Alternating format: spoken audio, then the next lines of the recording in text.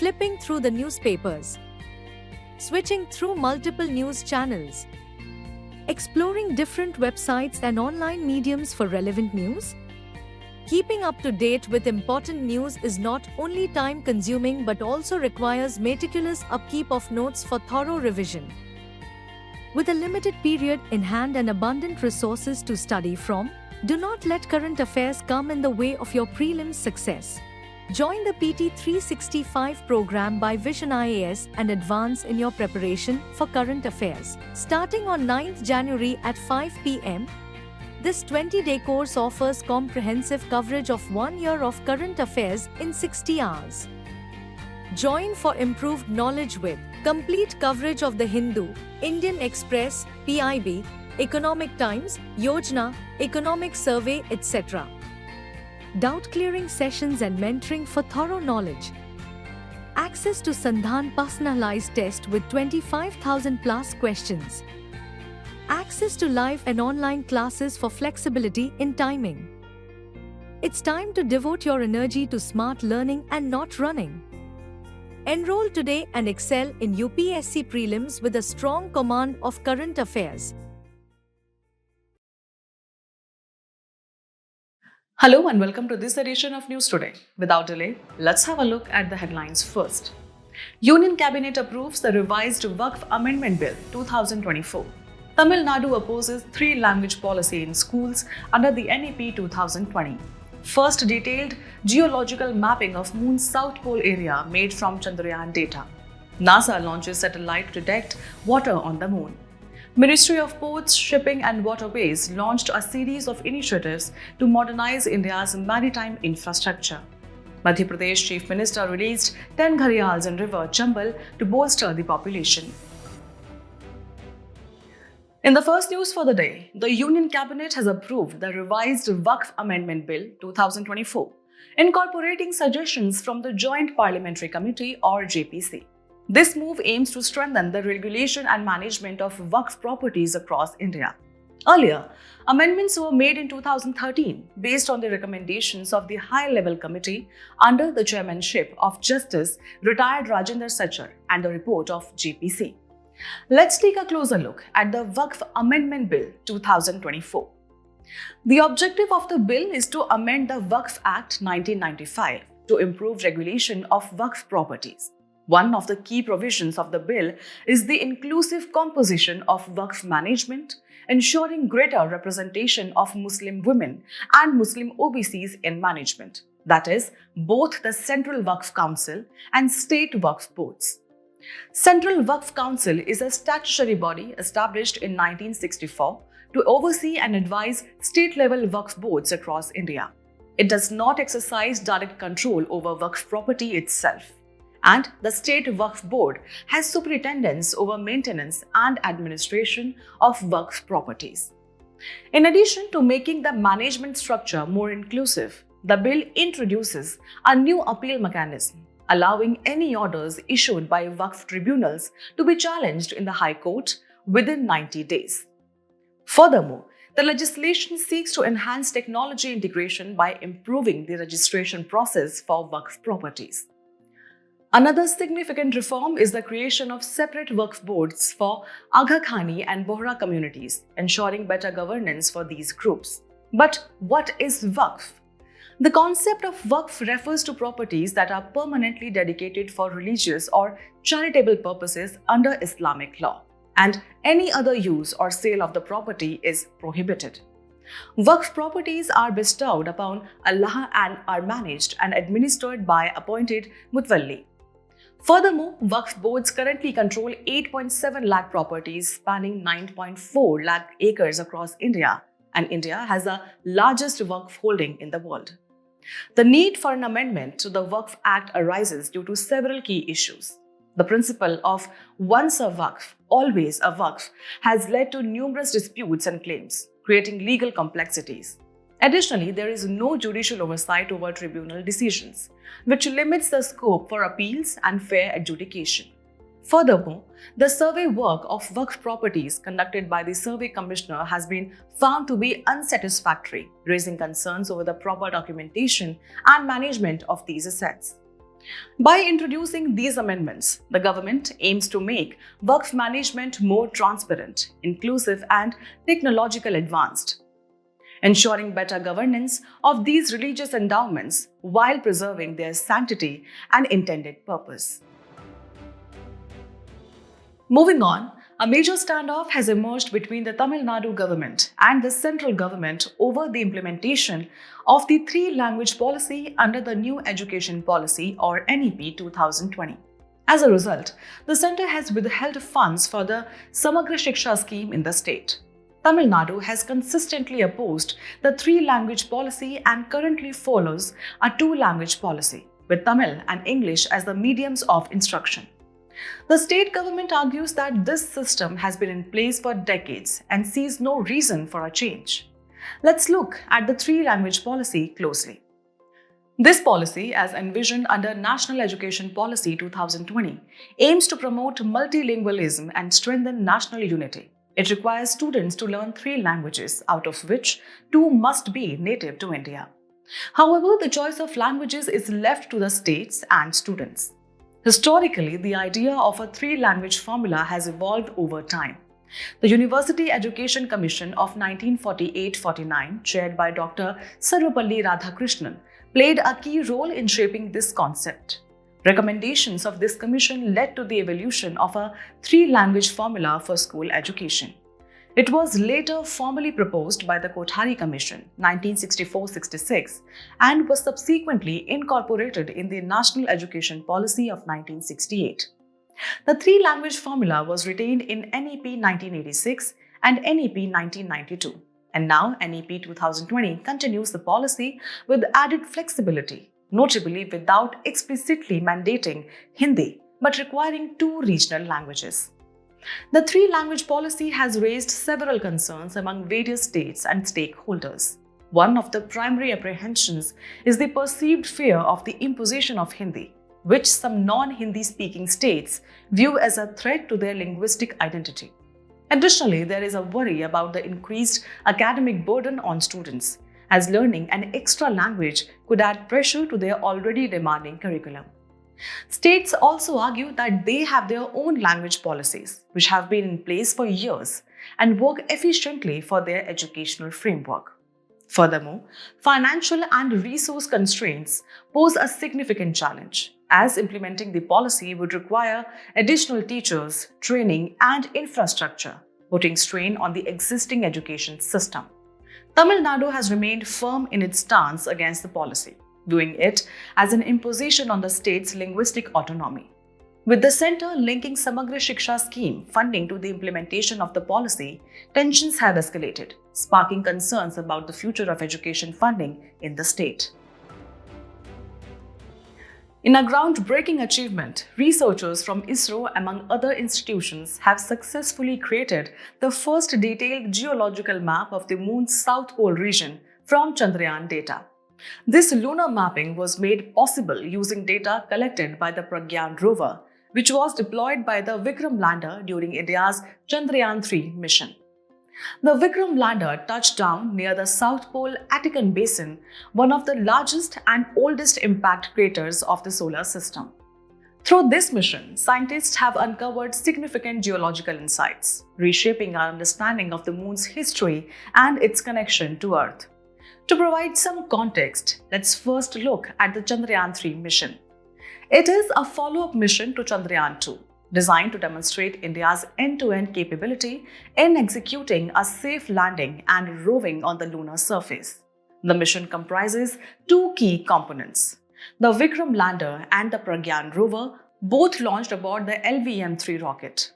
The primary objectives of Chandrayaan-3 include successfully demonstrating a safe and soft landing on the Moon, enabling the rover to move on the lunar surface, and conducting in-situ scientific experiments. The mission's operational lifespan was set for 1 lunar day, equivalent to approximately 14 Earth days.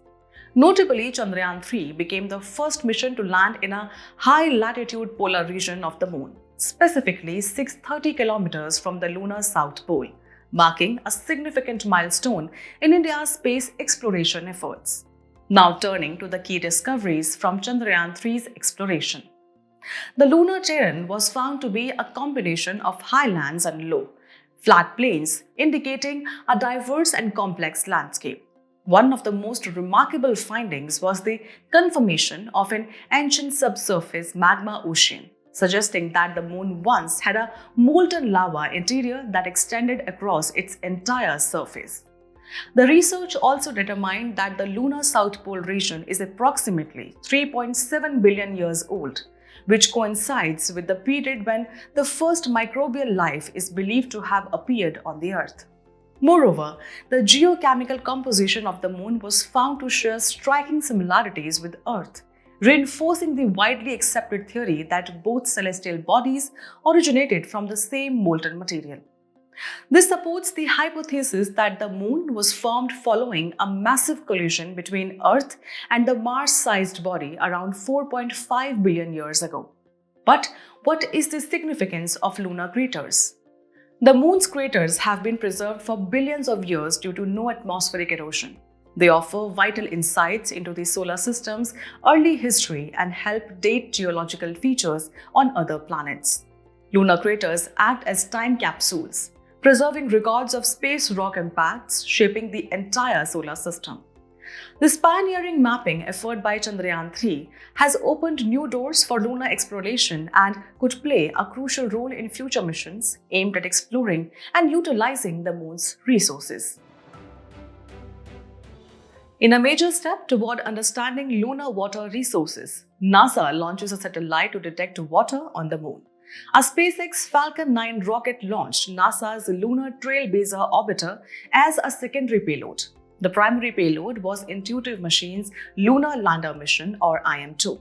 The objective of IM-2 is to settle onto the moon, where it will drill beneath the surface in a bid to find water there.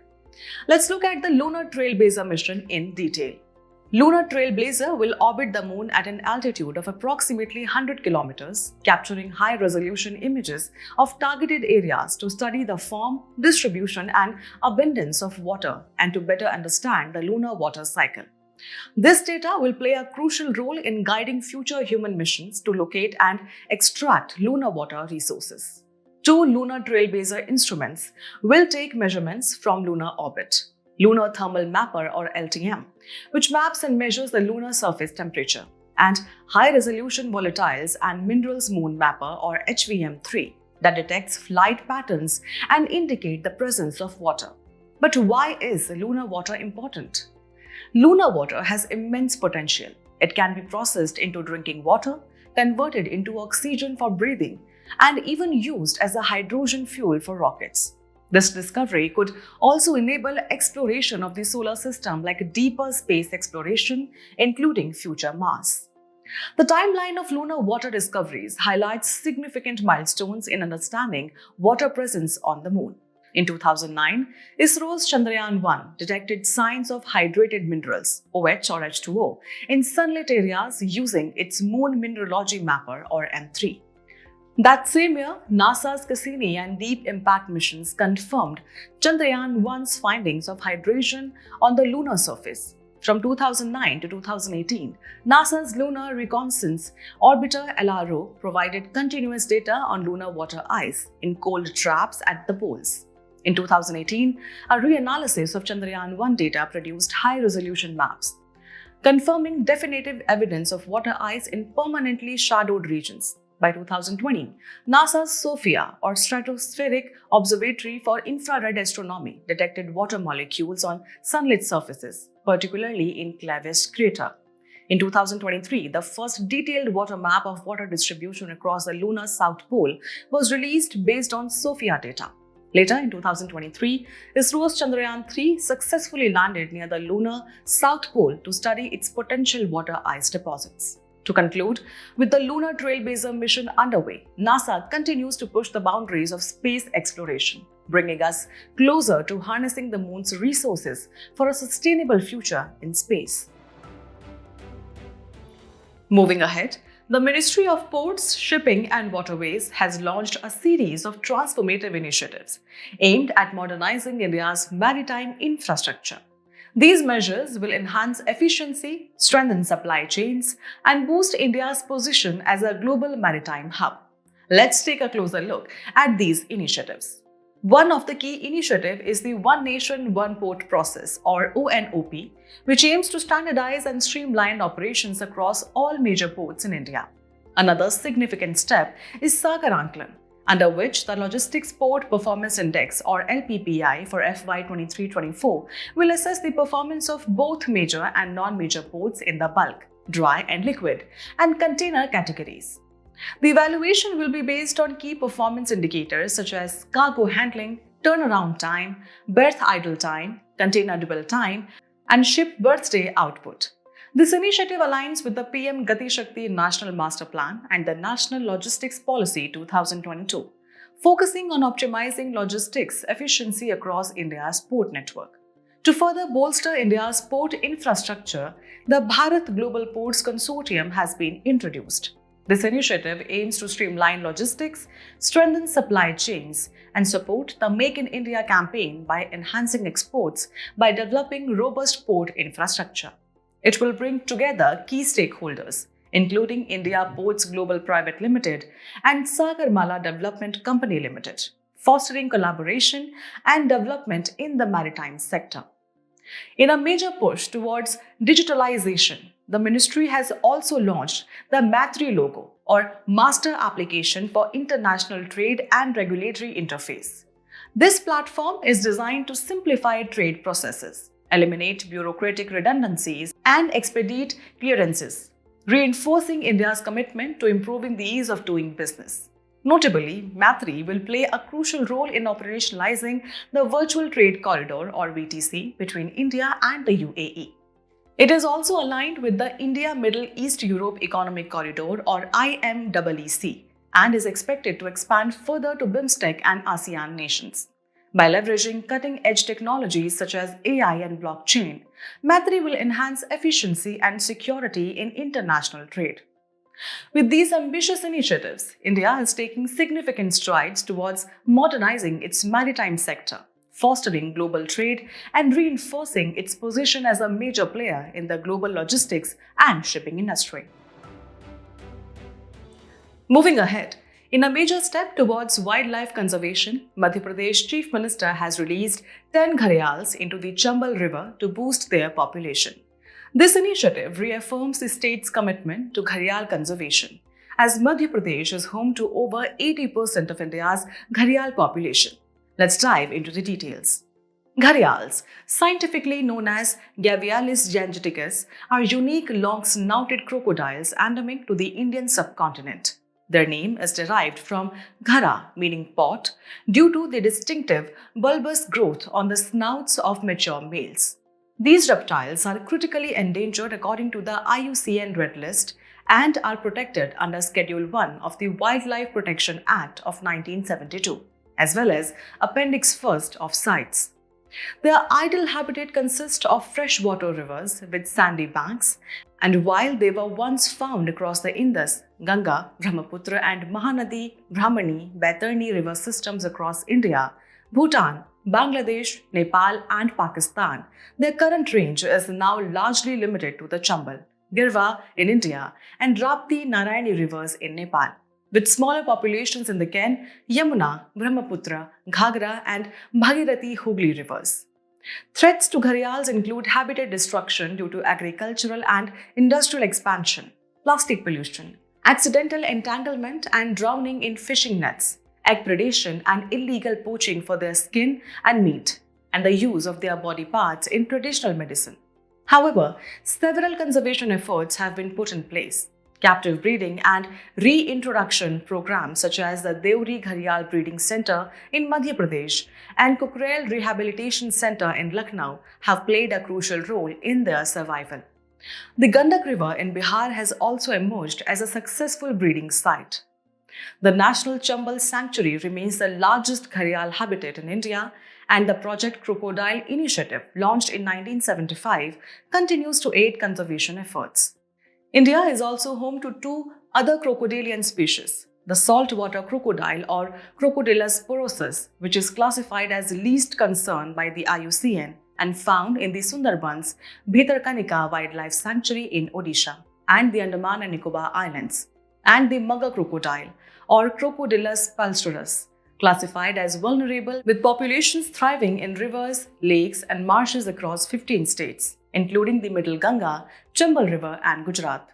With continued efforts in habitat protection, captive breeding, and strict anti-poaching measures, conservationists remain hopeful for the future of Indians' gharials.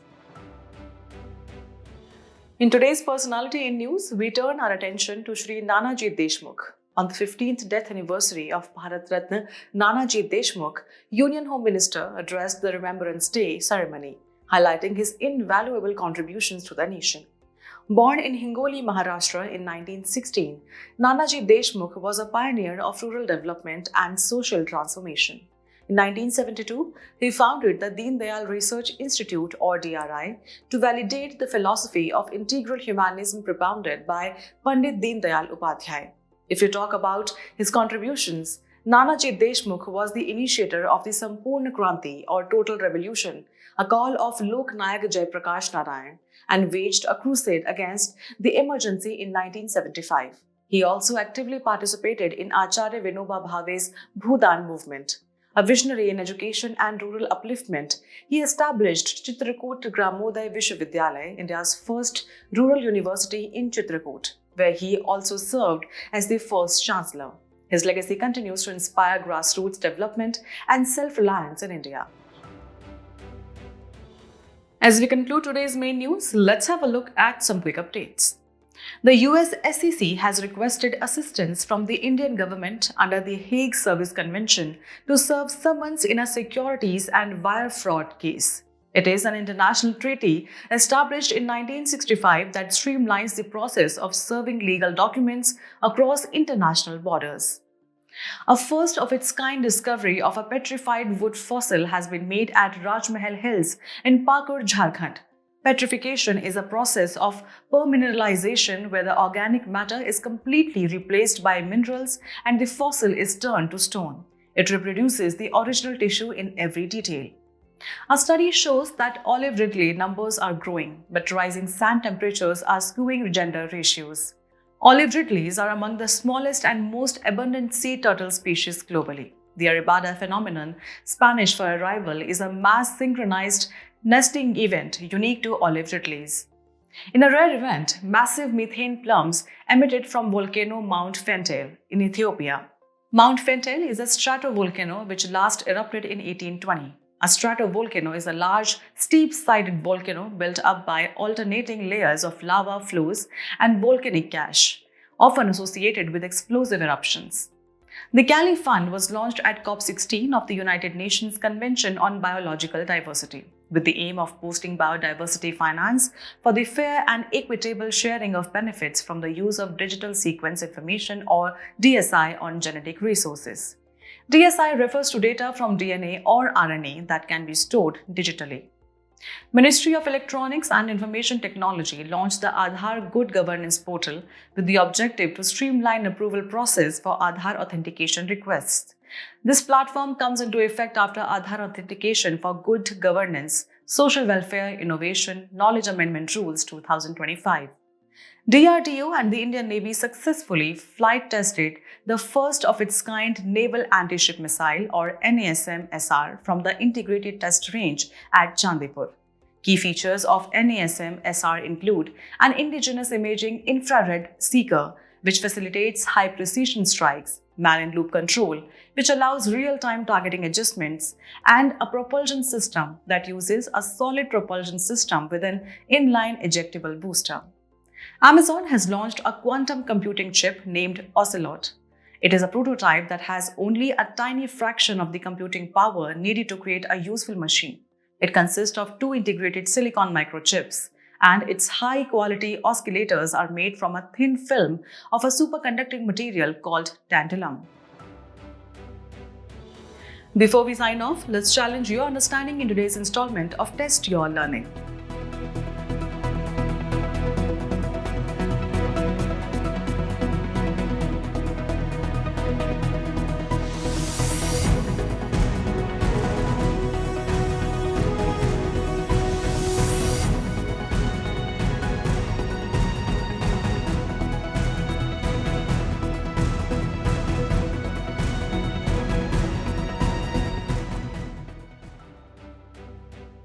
Thank you for joining us. We hope you found this episode of News Today engaging. For the solutions to the quiz and to access the PDF version of News Today, remember to visit the provided links in the description below.